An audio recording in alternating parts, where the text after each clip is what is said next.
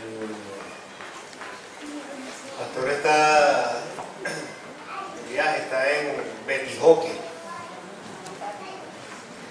Y por eso no está con nosotros en la mañana de hoy. Está ministrando por allá en una iglesia. Y entonces me toca a mí traer la palabra el día de hoy.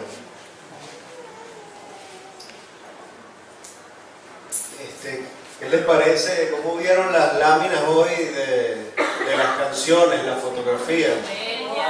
¿Se veía bien? Más clara, ¿verdad?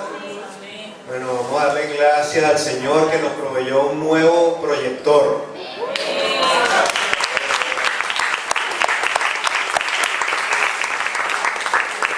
Si Suri en algún momento le pasó por la mente, cónchale, y mis primicias con tanto sacrificio que las voy a dar, ¿en qué van a ser invertidas?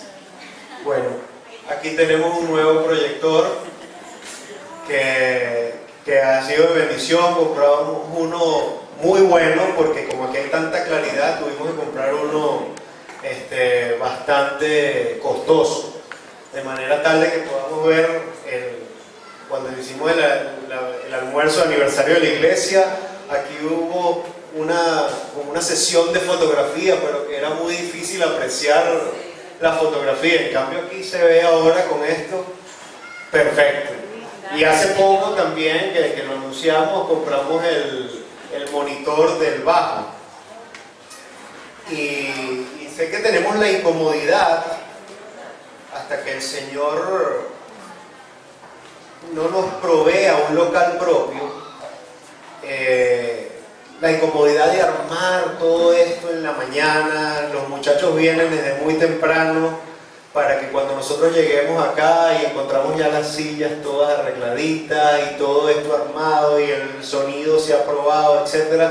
Bueno, para que eso suceda hay un grupo de hermanos que vienen desde muy temprano y se ponen a trabajar fuertemente en todo esto. Entonces, ahora ese es un trabajo difícil, a veces es un trabajo ingrato, porque uno llega, disfruta, después termina, se va al café, se toma un café y piensa que eso como que está ahí, que cae del cielo. Y la verdad es que para que tengamos el cafecito, tengamos el sonido, hay hermanos trabajando. Entonces, a estos hermanos yo les quería decir, en el libro de Números, en el capítulo 4, se dan los deberes de los 3 clanes de la tribu de Leví. No vayan a sus Biblias porque lo pueden ver en sus casas, pero básicamente habían 3 clanes: los coatitas, los gersonitas y los meraritas. Y los dos últimos, los gersonitas y los meraritas, estaban encargados. Esto fue mucho antes de que Israel llegara a la tierra prometida. Entonces tenían el tabernáculo, todavía no tenían el templo del Señor que construyó Salomón. Y tenían que armar todo el tabernáculo. Y cuando dice que la palabra del Señor, que la presencia del Señor se manifestaba en forma de una columna de fuego durante la noche y una columna de nubes durante el día, y los guiaba. Y cuando esa nube se movía, quería decir: a recoger que nos vamos. Y el Señor los iba guiando. Entonces, bueno, imagínense, estos hermanos gersonitas y meraritas tenían que empacar todo, y no era cualquier cosa, no eran las maletas de su ropa, eran las cosas del tabernáculo del Señor. Entonces lo hacían, primero era un llamado, solo estaban allí registrados y podían hacerlo los hombres mayores de 30 años hasta 50 años. Y ninguno, o sea, un gersonita no podía cargar los objetos sagrados porque eso era una labor solo de los coatitas. Entonces era un orgullo para un hijo saber que en algún momento después de los 30 años iba a hacer las labores de su padre y que sus hijos y sus nietos iban a hacer lo mismo. Entonces era maravilloso, pero era tal el cuidado que ellos les daban a estos objetos, porque eran los objetos del Señor.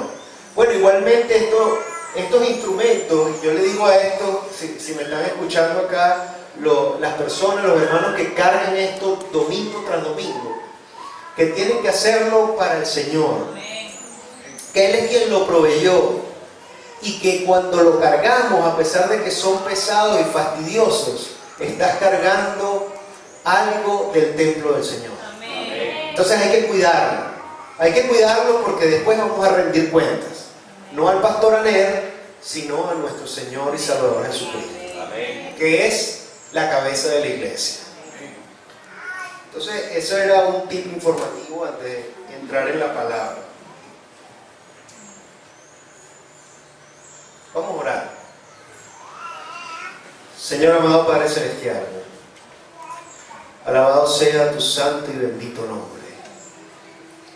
Queremos alabarte, adorarte y exaltarte, y lo hemos venido haciendo desde temprano en este día, Señor. Queremos que tú te goces con la alabanza de tu pueblo. Sabemos que tú estás aquí presente, Señor Jesús, porque prometiste hacerte presente cada vez que 2 o 3 se reúnen en tu nombre. Señor, yo te pido, Padre, que tú derrames una fresca unción de tu Santo Espíritu en esta tarde, y que tomes control por medio de tu Santo Espíritu de las mentes, corazones, almas y cuerpos que están aquí presentes. Que tú permitas, Señor, concentrarnos en tu palabra. Que seas tú, Señor, quien hable, y que no sean ideas de hombre. Toma tu control absoluto de este tiempo. Ayúdanos a prestar mucha atención, porque confiamos que tú nos vas a hablar en esta tarde, a través de un siervo indigno. Pero si así tú lo has querido, Señor, utilízame para comunicarle a tus hijos, a quienes tanto amas, lo que tú tienes para ellos en esta tarde. Te lo ruego en el nombre poderoso de Cristo Jesús. Amén. Estamos estudiando la segunda epístola del apóstol Pedro, y estamos comenzando apenas con el capítulo 1. El domingo pasado el pastor su prédica fue acerca del versículo 3 hasta el versículo 11.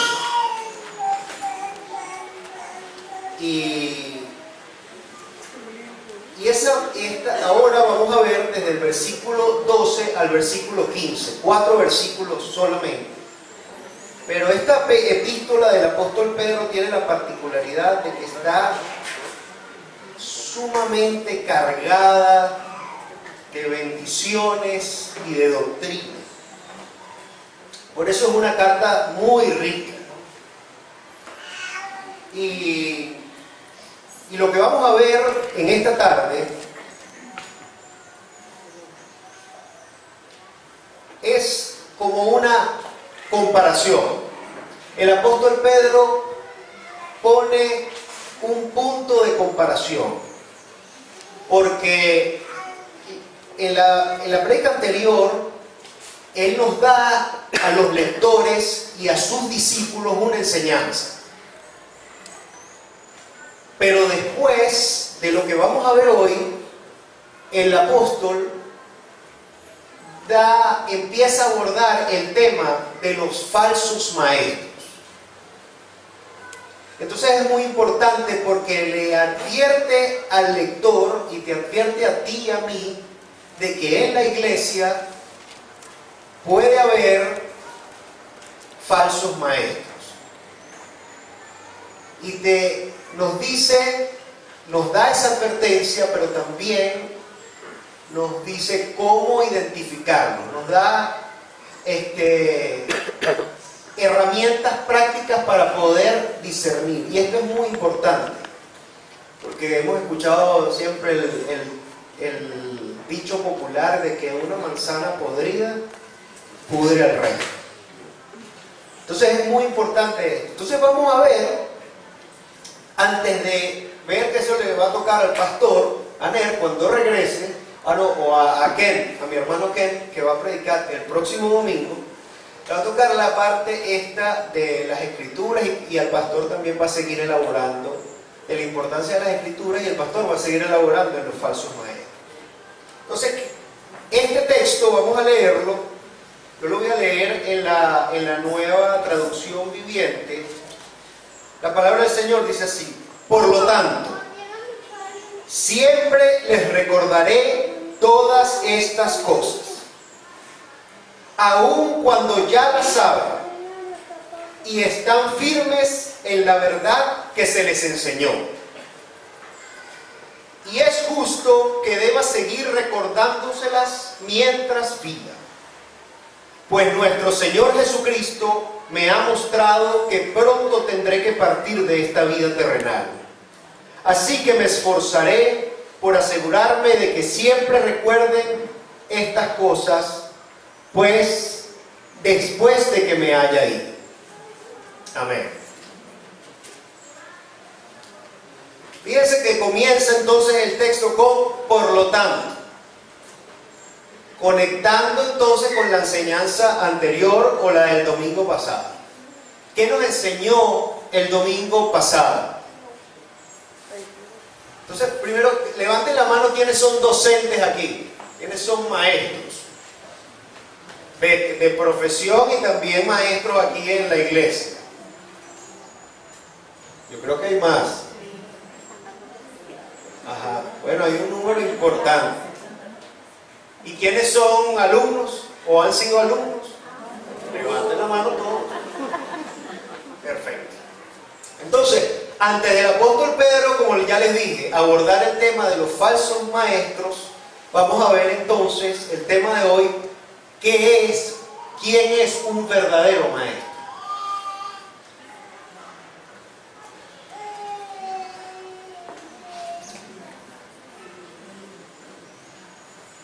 Esta lámina es un poco compleja y yo la usé el domingo pasado en la clase de la escuela dominical de adultos. No la vamos a ver toda porque eso nos tomó casi una hora explicarla, pero básicamente lo que el apóstol nos dijo en la enseñanza anterior a través del pastor Aner es que hay dos tipos de creyentes. Está el creyente, que yo lo tengo allí a mano derecha, que sube como por un ascensor. ¿Y sube de dónde? Abajo ustedes ven una línea que traza este mundo y la franja superior dice el cielo, o el reino de los cielos, el reino de nuestro Señor Jesucristo. Pero hay uno que sube en ascensor y hay otro que va por las escaleras, que está a la izquierda y tiene un símbolo allí de que incluso se puede caer. Una advertencia. Y básicamente el pastor nos explicaba que estos dos son creyentes, o sea, han rendido su vida a Cristo, conocen al Señor como Señor y Salvador, pero la diferencia entre ambos, y ambos tienen el Espíritu Santo, la diferencia entre ambos es que uno crece y madura, que es el de la derecha, y el de la izquierda no crece y permanece inmaduro. La otra cosa que nos dice entonces es que para ser un cristiano maduro, ya Dios nos ha dado, nos dice en el versículo 3, todas las cosas que necesitamos que pertenecen a la vida y a la piedad. A la vida en este mundo para vivir en esta tierra como un discípulo de Cristo, y a la piedad para relacionarnos con Dios como discípulos de Cristo. Entonces ya todo eso fue dado. Es como cuando la persona viene a Cristo y acepta al Señor Jesucristo como Señor y Salvador, hay una transformación que en teología se llama regeneración, porque es un nuevo nacimiento, es una nueva criatura. Y esa criatura le fue sembrada una semillita en su corazón, que todavía no se ve, ¿verdad? Es como cuando Daniela salió embarazada de Valeria, ¿verdad? Ese espermatozoide fecundó el óvulo y no sabíamos que estaba embarazada sino al mes cuando le falló el periodo. O sea, no es algo que se puede ver inmediatamente, sino que a medida que va avanzando el tiempo, se empieza a exteriorizar y empieza a transformar la vida de la mujer. Empieza su cuerpo a cambiar, empieza a, de pronto más adelante le vienen los antojos y a provocar cosas que antes no le gustaban. Viene un proceso de transformación. Igualmente sucede cuando la persona acepta a Cristo en su corazón de una manera genuina. Hay una transformación que es progresiva y empieza de adentro hacia afuera. Ahora, mi hijo Samuel, el Señor me trajo ese regalo, y por eso se llama Samuel, porque el Señor me escuchó, yo quería un varón. Y me dio ese regalo y él todavía no camina. Él va a cumplir 11 meses pronto. Pero él físicamente, fisiológicamente y neurológicamente está completamente sano y ya tiene todo lo que necesita para caminar. Tiene sus 2 piernas, tiene todos sus músculos completos, sus tendones, sus articulaciones. Él ya tiene todo. ¿Pero y por qué no camina? Porque él necesita crecer, madurar, pero también, a diferencia de la salvación, porque en la salvación no hay nada que tú y yo podamos hacer para ganarla o para obtenerla. Es siempre una iniciativa y es un regalo de Dios que se lo da a quien Él quiere, cuando Él quiere y como Él quiere. Amén. Pero este proceso de madurar requiere de tu intervención y la mía. Requiere de un esfuerzo. Samuel se esfuerza y a veces llora porque nosotros nos vamos los 3 rápido, porque los 3 caminamos al cuarto y él se queda llorando y va como un morrocoy más atrás hasta que él llegue. Él va llorando, pero él llega, él tiene que esforzarse. Pero igualmente el crecimiento espiritual requiere de tu esfuerzo. Si Samuel no se esforzara, su crecimiento va a ser mucho más lento y no va a avanzar. Igualmente sucede en el terreno espiritual. Entonces, el Señor nos está diciendo, ya todas las cosas que tú necesitas para madurar, yo te las di. Están allí, son parte de tu estructura genética espiritual. Ahora necesitas tú poner de tu parte, pero yo te voy a ayudar, dice el Señor. Porque yo a Samuel lo ayudo, yo lo agarro y lo levanto, él ya se logra sostener de pie, pero yo le llevo con las manitos así para que él dé un pasito, de otro, para que vaya practicando. Y a él le cuesta y se queja, pero papá lo ayuda. Y papá te ayuda a ti a crecer espiritualmente si tú pones tu esfuerzo, porque él te dio, dentro de esa carga genética espiritual, él te dio a su Santo Espíritu, la tercera persona de la Trinidad, y es el que te va a ayudar de nuevo si tú te esfuerzas y si tú quieres crecer. Entonces esa es la diferencia entre los dos. Y no dijo entonces que de los que crecen tienen algo en común. Uno tiene un ingrediente que es esa semillita que les hablé antes de la fe. Esa fe, la fe, no la fe de que vas a obtener algo, ¿verdad? Aquella que vemos en Hebreos capítulo 11. Es la confianza de lo que se espera, ¿verdad? Y la certeza de lo que no se ve. No estamos hablando de esa fe. Estamos hablando de la fe que salva. De la fe, el convencimiento que pone el Espíritu Santo en ti y en mí de que Cristo Jesús es el Hijo de Dios. Y de que Él murió en la cruz y derramó de su sangre preciosa para perdonar tus pecados y los míos. y que por esa muerte en esa cruz y por su resurrección el tercer día, tus pecados todos han sido perdonados, has sido justificado y además gozas de la vida eterna. Y vas a gozar de la vida eterna. Entonces esa es la fe que se está refiriendo. Entonces dice, esa fe te la regalé yo. Como usaban el lenguaje antes de que cuando estaba de moda las cooperativas. Le voy a dar un capital semilla para que la gente empiece a hacer su negocito. Pero yo te pongo, no te voy a hacer el negocio, no te voy a dar el trabajo completo, te voy a dar la semilla. Empieza tú a trabajar la tierra y a trabajar esa semilla. Igualmente es esto, el Señor dice, te voy a dar la fe, pero dice, hay que esforzarse. Y hay que esforzarse en 7 cosas que se van construyendo una a otra. A la fe hay que añadirle virtud o excelencia moral. A la virtud añadirle conocimiento, y no es conocimiento de ir a la universidad, es conocimiento de Dios. Por eso es importante que tú vayas a tu célula o que tú vengas a la escuela dominical de adultos, porque no basta con la prédica de domingo a domingo. Tú tienes que estudiar, conocer a tu Dios, y para ello tienes que estudiar.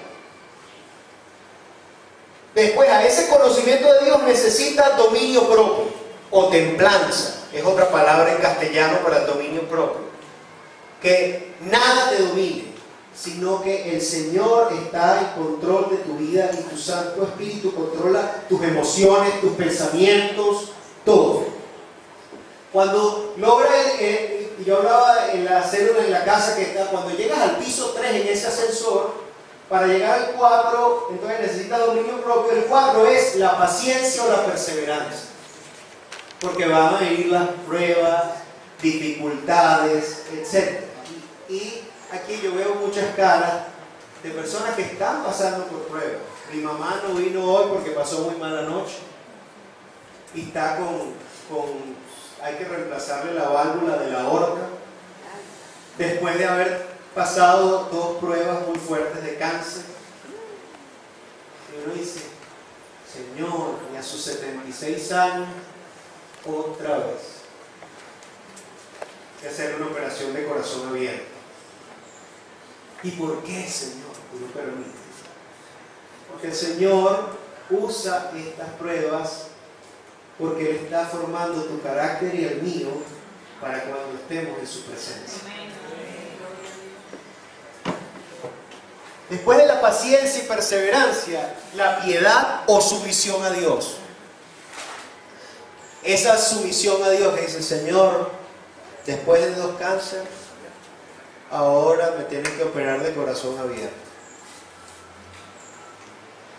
Sé que tú eres el Señor y que tú estás en control y que tú todo lo haces con un propósito. No lo entiendo, no lo comparto, porque se lo ha expresado libremente al Señor, pero lo acepto. Porque he entendido, porque cuando llegué al piso 2 y te conocí y estudié en tu palabra, que tu voluntad es buena, agradable y perfecta. Por eso ella puede tener sumisión a Dios y estar en el piso 5, porque ya pasó por el piso 2. Y después el 6, que es el afecto fraternal. Después que tú estás sometido a Dios, bueno, Dios te dice que ama a tu prójimo como a ti mismo. Incluso el Señor Jesucristo, cuando estuvo en la tierra, nos lo puso más difícil, porque Él dice, ama a tu enemigo. Uy, eso sí es difícil. Yo no sé qué les parece a ustedes, pero es difícil. Pero el Señor lo mandó y yo debo obedecerlo. Si ya pasé por el piso 5 de la sumisión a Dios, yo lo debo obedecer porque entiendo quién es mi Señor. Y finalmente el último piso es el amor. Dice, agrégale al afecto fraternal el amor, pero es el amor ágape. O sea, es el amor más sublime. Es el amor con que Dios te ama. En la primera epístola del apóstol Juan dice: si tú no amas a tu hermano a quien ves y dices amar a Dios, estás mintiendo. Porque ¿cómo vas a amar a un Dios que no ves cuando no amas a tu hermano que lo ves todo el tiempo? Por eso está en el penthouse, en el último piso. Porque muchas veces creemos que amamos a Dios y queremos llegar a amar a Dios, pero no hemos pasado por los pisos anteriores. Y el amor a Dios se transforma allá, ¿se acuerdan del profeta Samuel? El amor a Dios se evidencia en la obediencia. Y en la obediencia todo lo anterior. Entonces, esto fue un resumen, y no solo nos dice que debemos esforzarnos en esas 7 cosas, sino que pregunta en el versículo 8: ¿abundan en ti estas cosas? Ay, ay, ay. Pero es algo progresivo. Pero lo importante es que no pienses ese proceso, por eso se llama ese proceso, después que viene el Señor a nuestro corazón y viene esa regeneración, empieza un proceso de santificación que no termina sino cuando llegamos a su presencia. Pero ese proceso tú tienes que madurar y tienes que esforzarte. Y el Señor te está diciendo: no lo hagas en tus fuerzas, pero ten el deseo de crecer y yo te voy a respaldar, porque yo honro a quien me honra. Y yo te di mi Santo Espíritu y Él te va a ayudar a crecer en cada uno de esos 7 aspectos. Entonces, hazlo, porque al final del día, es lo que te va a llevar a la presencia del Señor. Entonces, ese proceso de santificación es algo progresivo, pero no creas que vas a ser santificado y que vas a poder avanzar y estas 7 características van a reflejarse en tu carácter si tú te acuestas en un chinchorro a esperar: el Señor está trabajando conmigo. No, yo le entregué esa lucha al Señor, yo tengo mi lucha. Yo he escuchado eso, ¿ustedes no? No, pero el Señor está trabajando en mí. Hermana, ¿y cuánto tiempo tiene trabajando el Señor? Como 30 años tengo yo aquí en la iglesia.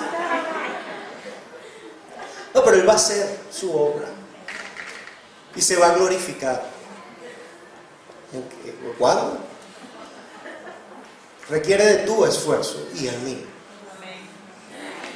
Y finalmente le pide otra cosa: que se esfuerce.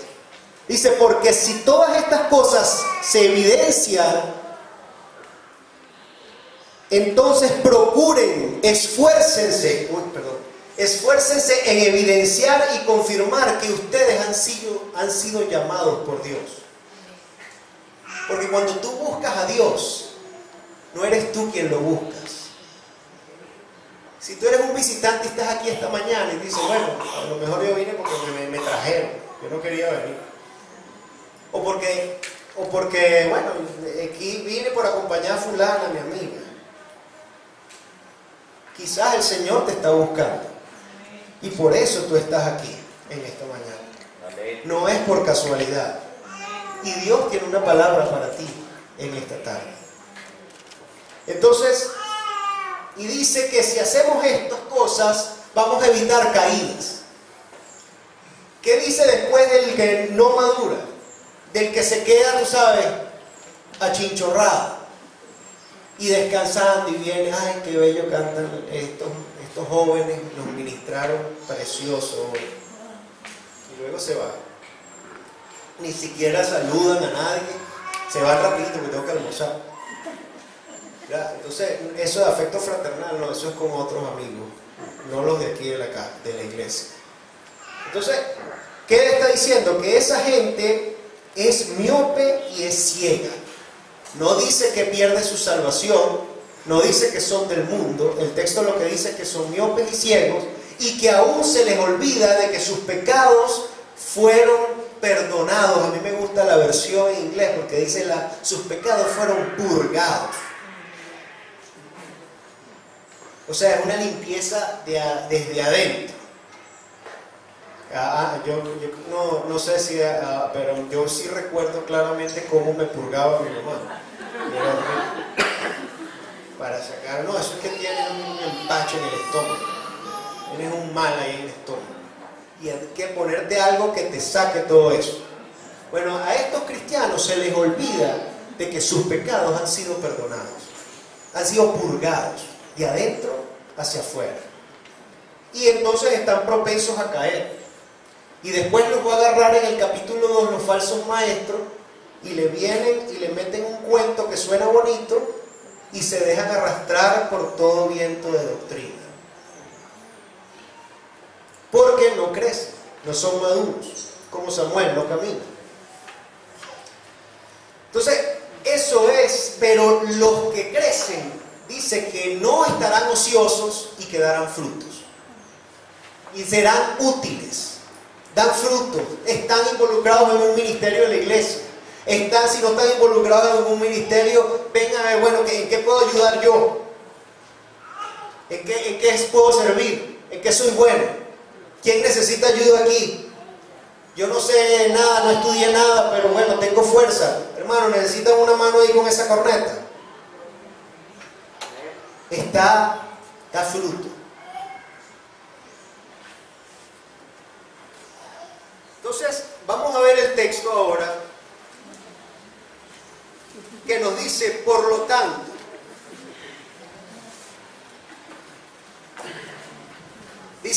tanto, siempre les recordaré todas estas cosas. ¿Qué es lo que está diciendo el apóstol Pedro que nos va a recordar? Todas estas cosas. Y después dice, aun cuando sé que ya las saben. Me gusta la versión aquí, la Reina Valera, porque dice, por lo tanto, en manera negativa, yo no dejaré de recordaros siempre estas cosas. O sea, no deja de recordar este apóstol todas estas cosas. Y más adelante en el mismo versículo 12 nos dice, yo sé que ustedes ya la saben y que están afirmados en esa verdad que es Cristo. ¿Y por qué este apóstol se empeña en repetir lo que dice? No descansaré, ya no dejaré de recordarlos a vosotros siempre. ¿Será que estamos delante de la presencia de un viejito fastidioso? ¿Ah? Si ya lo saben, concha, ¿por qué me lo va a decir otra vez? Si ya yo lo sé. Pero el buen maestro no se cansa de repetir las cosas a sus alumnos. ¿Por qué? Porque es que el que ha sido maestro, y por eso pregunté quién ha sido docente, ha entendido que el ser humano aprendemos por repetición. Nos los tenemos que estar recordando constantemente. Constantemente.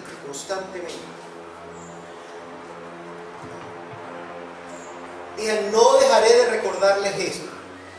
Y fíjense que usa el adverbio de tiempo siempre. O sea, no dejaré de recordárselo siempre. Entonces, él sabe que él y por su propia experiencia sabe que el ser humano aprende por repetición. Por eso es lo importante de leer la palabra del Señor todos los días y venir a la palabra del Señor con humildad.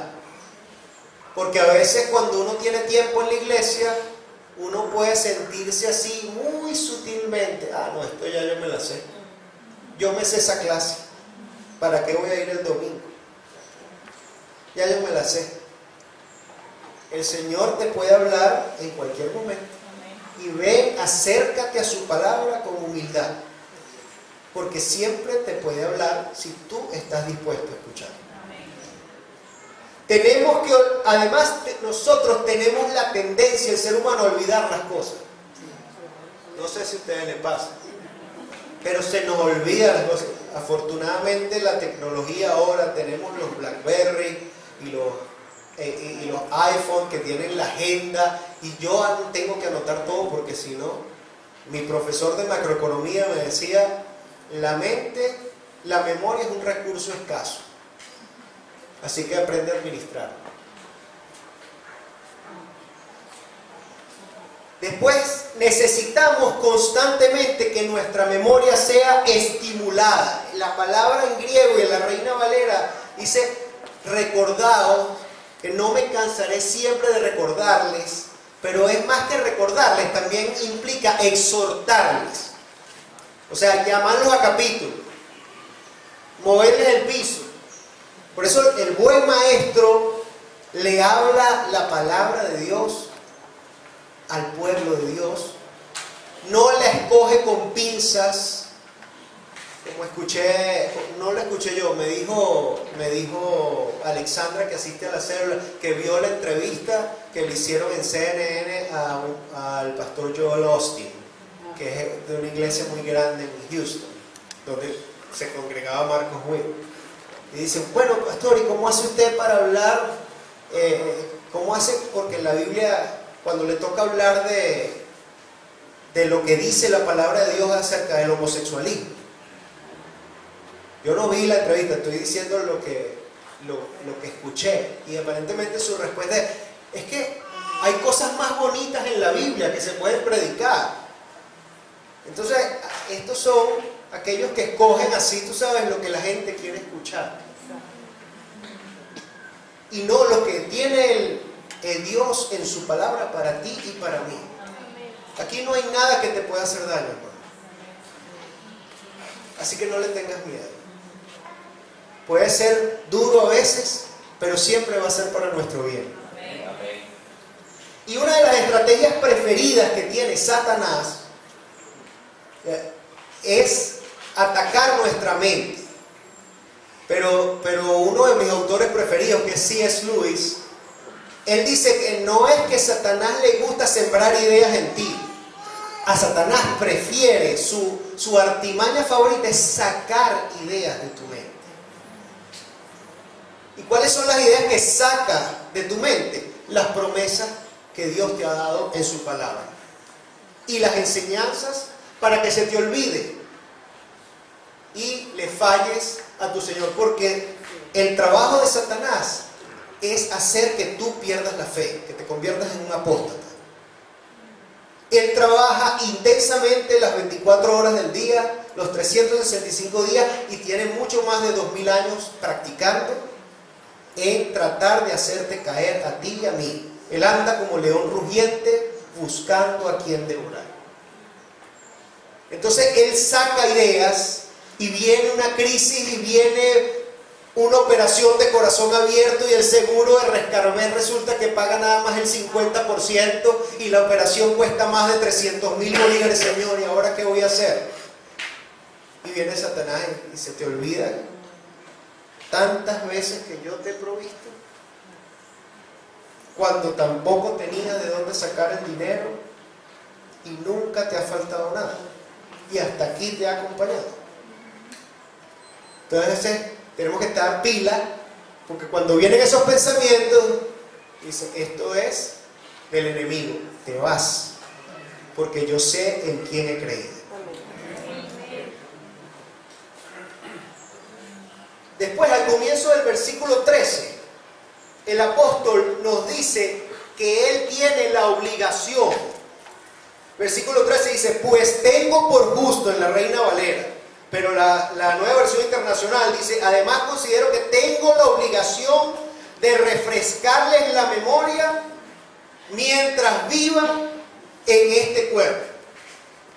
O sea que él sentía una obligación. Y no solo cuando dice la Reina Valera que es justo, es porque es lo correcto. Y usa el verbo que tengo la obligación de ¿qué? De recordarles, pero en otra versión dice la Reina Valera, de despertarlos. Es que si usa el verbo despertar, es porque hay algunos que nos quedamos dormidos. y se nos olvida. Entonces, Él dice, tengo la obligación de despertarlos a ustedes, mis discípulos, mientras yo vivo. Ahora, el apóstol aquí está consciente de que él tiene un mandato. Él tiene una obligación, porque cuando tú tienes una obligación es porque alguien te la dio. Y dice, entonces, ese verbo despertar.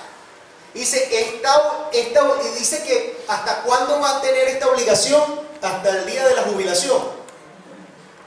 ¿Hasta cuándo? Dice ahí en sus Biblias, final del versículo 13. ¿Hasta cuándo Pedro iba a estar recordándole a la gente lo que dice la palabra de Dios? Hasta que él viva. Interesante. Aquí, esto, más adelante, en el versículo 14, nos dice que ya él sabía que iba a morir, porque el Señor Jesús se lo había revelado. O sea que estamos ante la presencia de un apóstol muy avanzado en edad y ya cercano a su muerte, y él dice, yo voy a seguir trabajando en la obligación que me dieron hasta el día que deje de respirar. No es hasta los 60 años, me jubilo y me voy a la playa a caminar y a recoger piedritas. No. Para el ministro, para el verdadero maestro, no hay jubilación. Es hasta el final. Eso no quiere decir que va a estar siempre en la misma iglesia, pastoreando. Y no le vas a dar oportunidad a generaciones que vengan. Pero ese llamado de ser maestro y de enseñar la palabra de Dios, lo vas a hacer cuando vaya el viejito al Plaza, al Excelsior Gama, a donde vaya. Él no va a dejar de enseñar la palabra del Señor. Amén. Hasta el día en que parta con el Señor. Entonces este es un Pedro testarudo, ¿verdad? Un viejito de esos. Terco, dice aquí el hermano. Viejito terco. Y enfocado y comprometido con una misión. ¿Y quién le dio esta misión a Pedro? ¿Ah? ¿Se acuerdan allá en el Evangelio según San Juan, capítulo 21, del verso 15 al 17? Que Pedro, ya el Señor había resucitado, dice, me voy a pescar. Y hay otro que dice, yo me voy contigo. Y se van y pescaron toda la noche y no pescaron nada. Y cuando llegan, era de madrugada, ven una fogata en la playa y está el Señor. Le dice, ¿tienen algo para comer? No, no hemos pescado nada. Y el Señor dice, lancen las redes. Y ustedes saben, fue una cantidad enorme de peces, pero cuando Pedro vio, escuchó, porque no lo vio, porque era todavía de madrugada, que era el Señor, dice que se puso sus ropas, porque estaba, me imagino, como en traje de baño, se puso su ropa y se lanzó al agua a buscar a su Señor. Y llegó allá y el Señor tenía el desayuno montado, con peces, para mostrarles también que no era un espíritu, no era un holograma. Es un Señor que come. Es un cuerpo resucitado. Y se da esa escena allí, pero después viene una conversación interesantísima entre Pedro y el Señor. Y el Señor le dice, Pedro, tú me amas.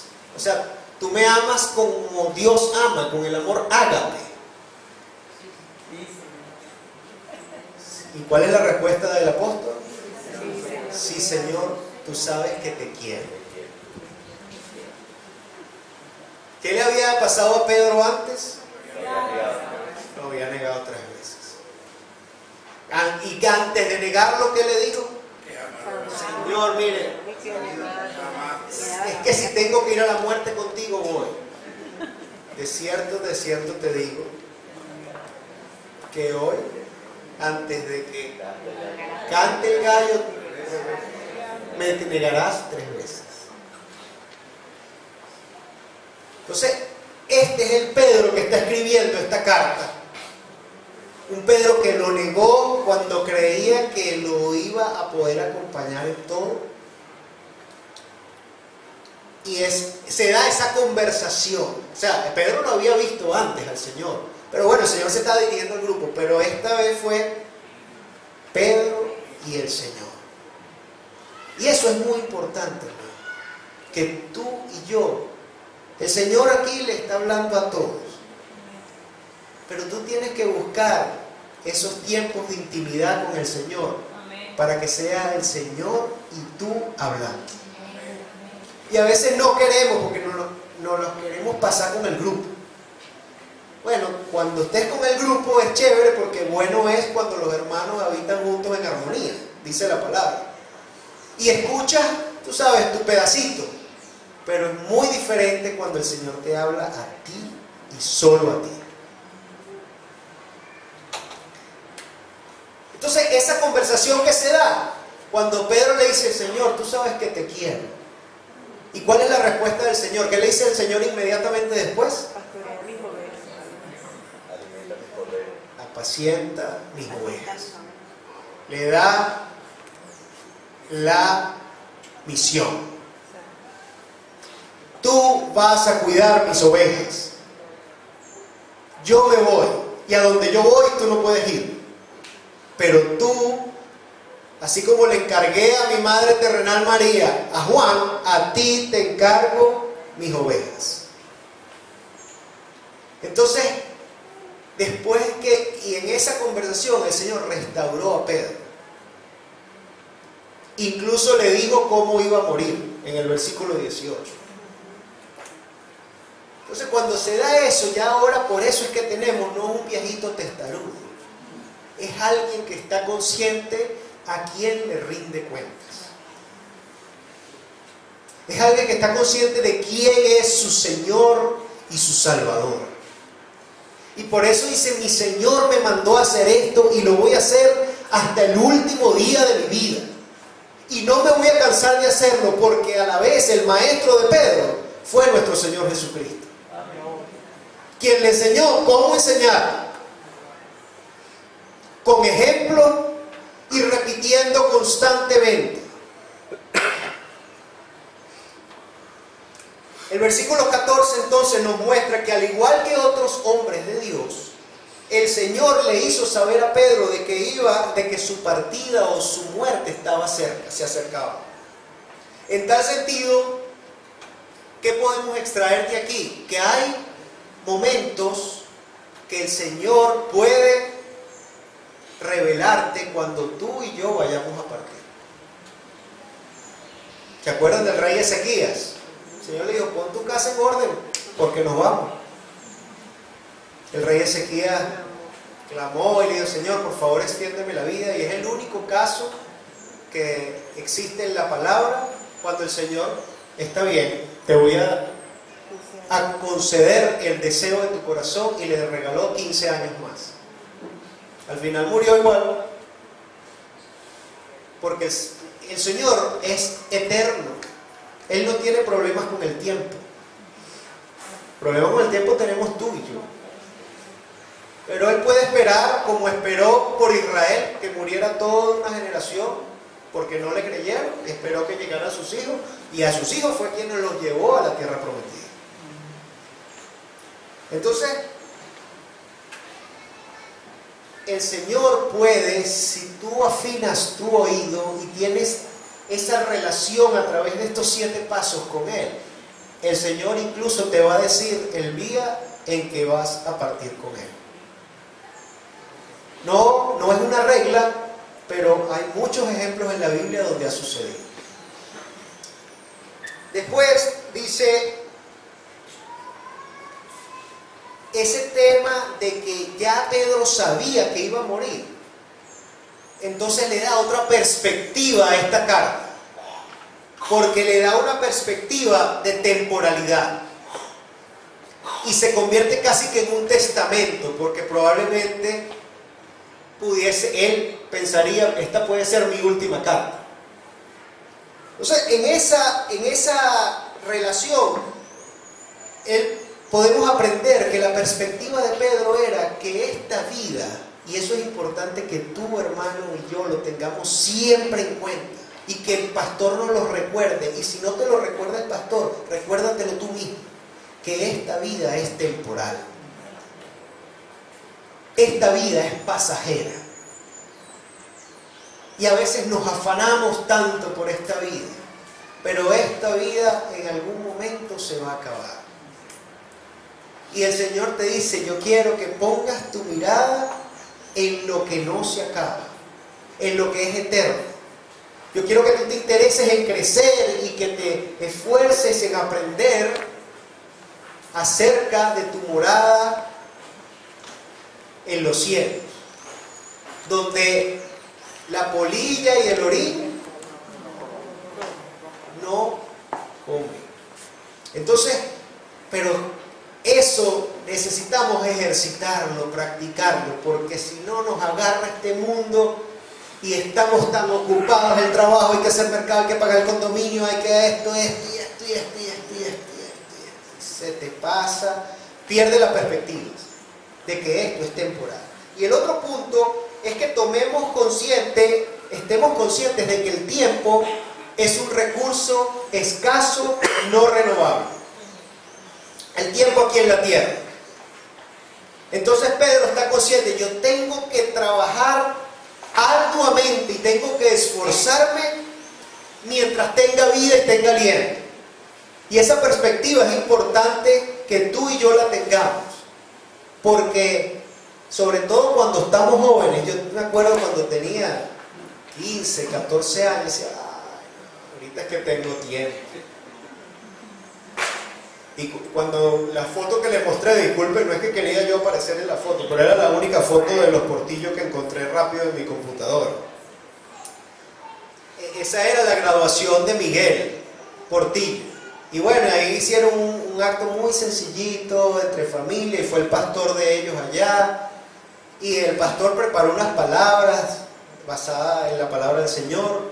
Y otros dijeron, y a mí Leonel me sorprendió. Por favor, yo dile algo a Miguel, y yo no estaba preparado para eso, me agarró fuera de base. Pero estas palabras fueron las que salieron de mí. Mira, Miguel, una cosa que debes aprender es que el tiempo es un recurso escaso, no renovable. Y te lo dice alguien que perdió mucho tiempo. Porque pensé, no, tengo tiempo.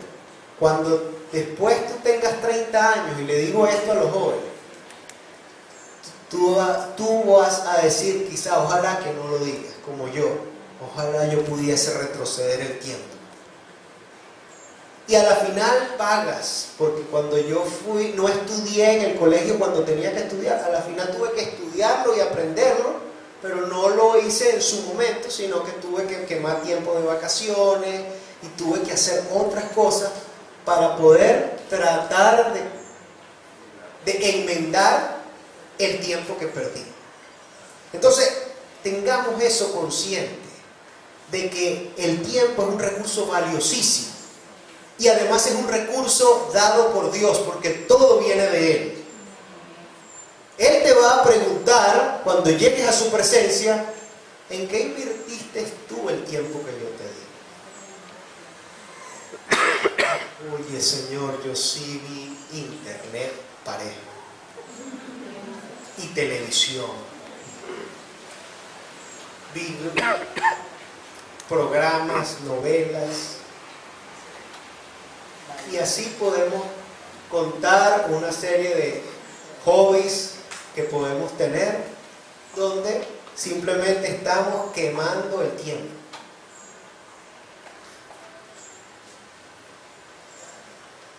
Finalmente, en el versículo 15, el apóstol dice, en esta parte él nos dice, ustedes tienen que esforzarse, pero ahora el maestro dice, yo me voy a esforzar.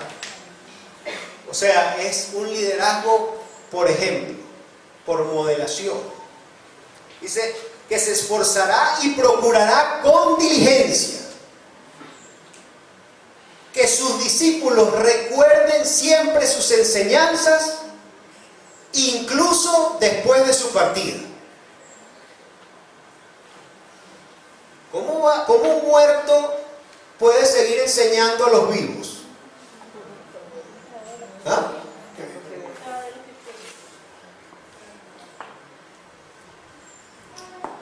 Fíjense que él, que dice, recuerden, me voy a esforzar y a procurar con diligencia que ustedes recuerden siempre, ¿qué dice? Estas cosas. Él no dice, yo quiero que ustedes me recuerden a mí, ¿verdad? ¿Quién ha tenido profesores que nunca se le olvidó?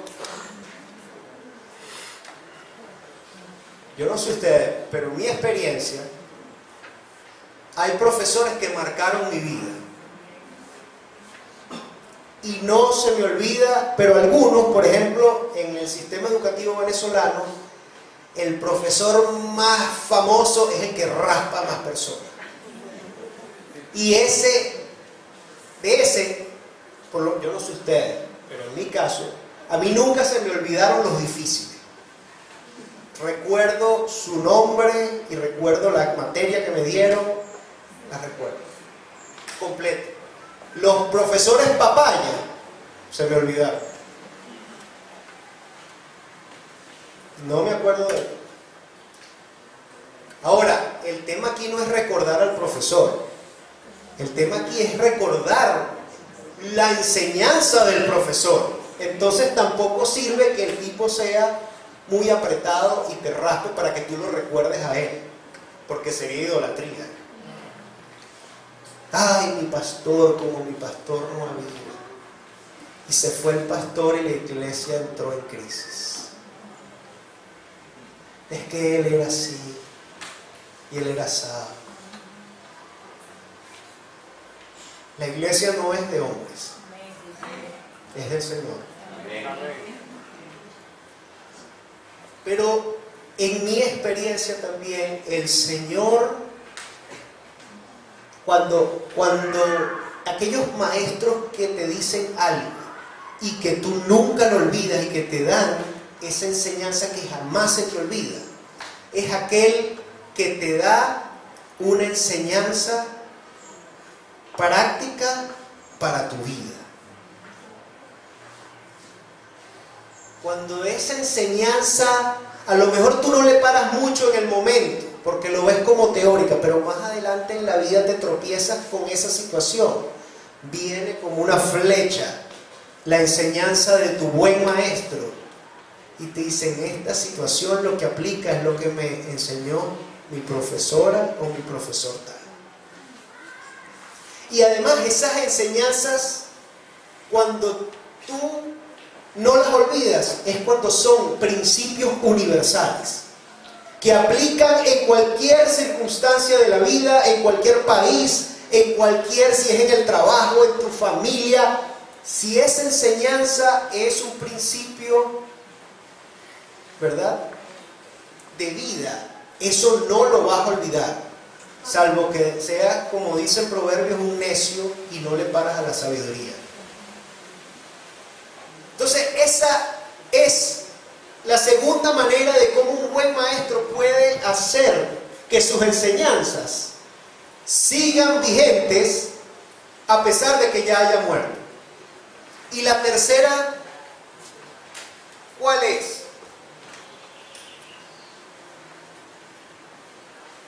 ¿Cómo puedes asegurarte de que tu enseñanza, si eres maestro, va a perdurar en el tiempo y va a pasar de generación a generación? Haciendo discípulos. El pastor Aner siempre nos dice a los hombres, el que enseña aprende 2 veces. Así que lo que yo les enseño es vayan, busquen corriendo a quien le van a enseñar eso que aprendieron. Porque cuando uno está repitiéndole a otro lo que el pastor o el maestro te enseñó, es como un proceso en la mente que se te afianza ese conocimiento. Entonces, y además es el modelo de Cristo. Cristo, hace más de 2000 años, nuestro Señor estuvo en esta tierra y todavía hoy estamos estudiando su palabra. Porque perdura y perdura y perdura. Entonces, esa es la manera. Así que no basta con que yo escuché y la voy a aplicar en mi vida. Tienes que buscar a quien tú puedes ayudar y dar de gracia, ¿verdad?, lo que has recibido por gracia.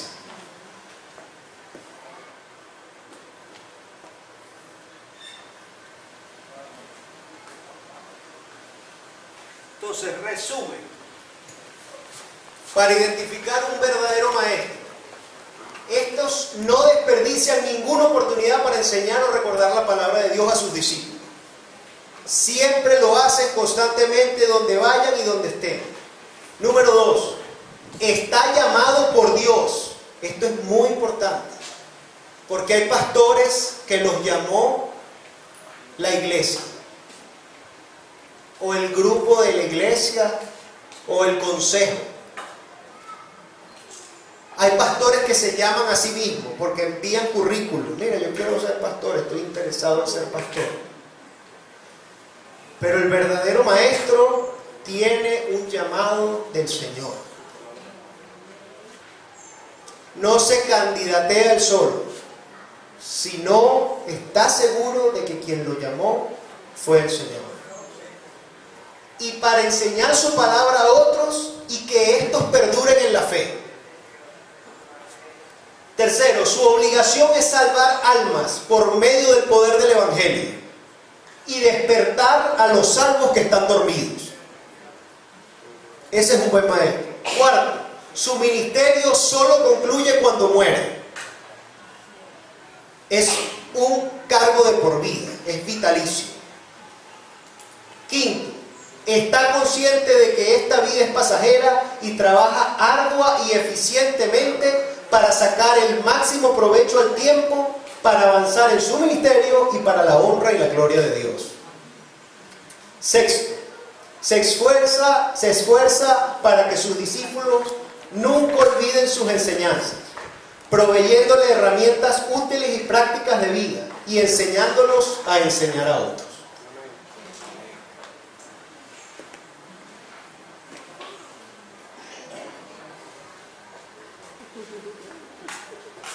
Aplicaciones prácticas y cerradas. Número 1, aprende a identificar a los verdaderos maestros. Número 2, presta mucha atención a sus enseñanzas porque ellas te serán muy útiles. Y especialmente como esta de Pedro, una enseñanza, para poner un ejemplo, del que era mi pastor cuando yo viví y estudié en California. Él me dijo: Joelito, préstale mucha atención a un varón de Dios o una varona de Dios cuando esté hablando en sus últimos días, porque esas palabras van a ser palabras de Dios. Y eso se me quedó grabado así textualmente. Entonces, aquí Pedro está al final de sus días, como vimos en el capítulo 14, así que préstale mucha atención a esta carta, hermano. Tercero, sácale el máximo provecho que puedas mientras puedes. A veces, oye, tengo un tremendo profesor y tengo un tremendo maestro. Bueno, sácale, búscalo, envíale un pin, mensaje de texto, llámalo, fastídialo, pídele citas y reuniones, porque no sabes hasta cuándo te va a durar. No, así siempre, el pastor Anel siempre va a estar ahí.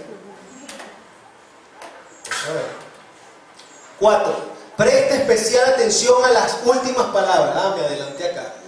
De un verdadero maestro. Generalmente Dios habla a través de ellos en esas últimas palabras. 5, honra a tus verdaderos maestros. Hónralos, respétalos, cuídalos, quiérelos. Y último, imítalos. Imítalos porque es gente que vale la pena imitar.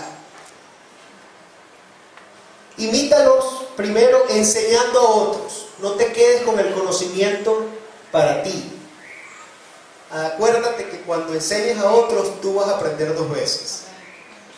Y último, imítalo recordando que esta vida es pasajera y que la eterna está por venir. Y además, ¿quién era el maestro de Pedro? ¿Quién fue? Ese es el maestro por excelencia. El Señor dijo, Dios Padre allá en el monte, en la transfiguración, que solo estaba allí Pedro, Juan y Jacobo. Y vino una nube y envolvió al Señor. ¿Se acuerdan de ese pasaje? Y se oyó una voz como de trueno, que era la voz de Dios. ¿Y qué dijo? Este es mi Hijo amado. Y en otro dice, escúchenlo a Él. Entonces escuchar no es simplemente escuchar, es escuchar esa palabra que da nuestro Señor para transformar nuestras vidas.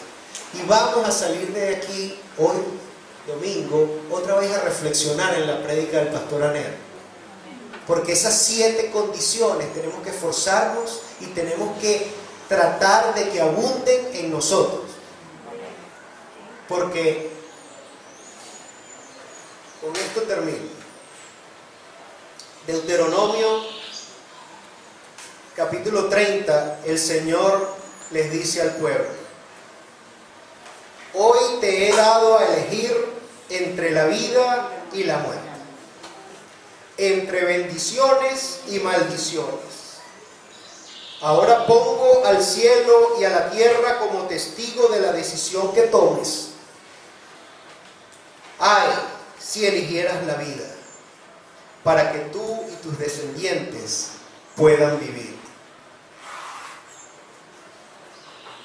Puedes elegir esa opción al amar, al obedecer y al comprometerte firmemente con el Señor tu Dios.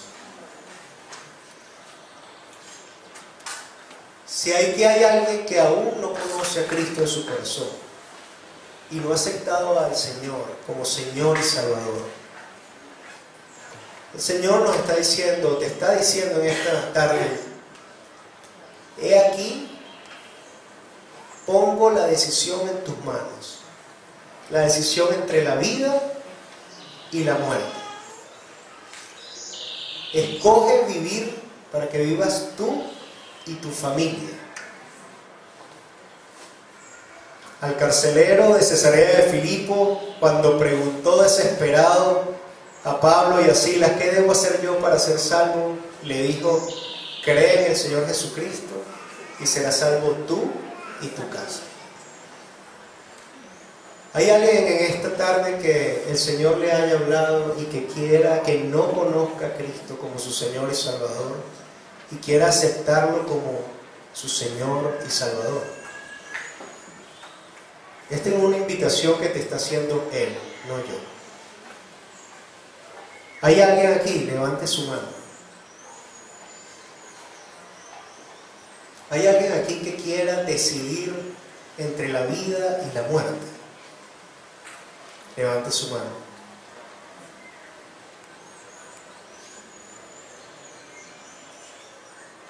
El Señor te está dando la oportunidad. Como te dije al principio, no estás aquí por casualidad.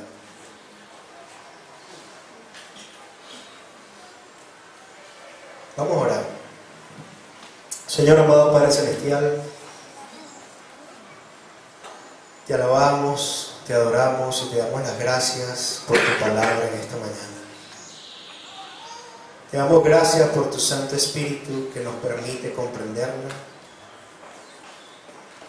Y por favor, Señor, que por medio de tu Santo Espíritu nos permitas ponerla en práctica. Tú sabes, Señor, que somos débiles.